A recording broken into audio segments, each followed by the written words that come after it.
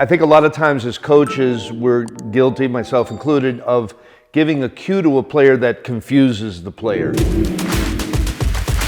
Here's one prime example, the cue get extended. So a lot of times a player will get beat back here, he won't get to the ball, the ball will beat him, get it into his kitchen, and we say get extended. Well, the hitter a lot of times interprets that into having the arms extended at contact.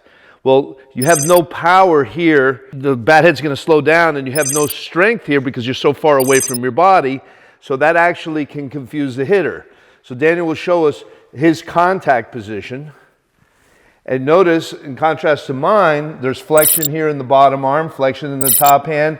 And will he get extended? Yes, but he'll get extended after contact. So I'm going to put my hand here and go ahead and push. He's extending, extending, extending. And now his arms are extended at what we call the power V position. So that's a cue. We have to be careful when and how we use it and make sure that the hitter understands what we mean by get extended.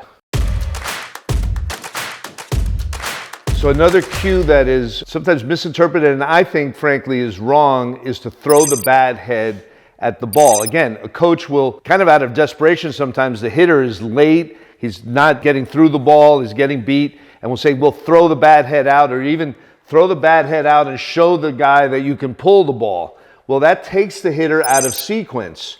The proper sequence should be knob, then barrel, okay, to create a whip-like effect. We start getting, especially lefty hitters, they get into that mindset of, I get the ball and I throw my top hand and I throw the bat head out in front, and they're in this position and they're hooking everything foul. Can you just show us nice and slowly, but knob, then barrel?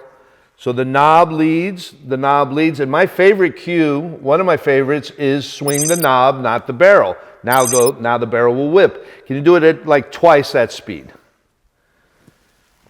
Boom. And then I'm going to move a little bit back so I don't get hit. Can you do it at twice of that speed? And then one at full speed. So you see there's a whip-like effect, and at contact, the knob and the barrel are parallel to one another, as opposed to the way, if we say throw the barrel out, we're like that. And how many balls do we see hooked and foul and also hit into the 3-4 hole or 5-6 hole and easy outs for the defense? So swing the knob, not the barrel.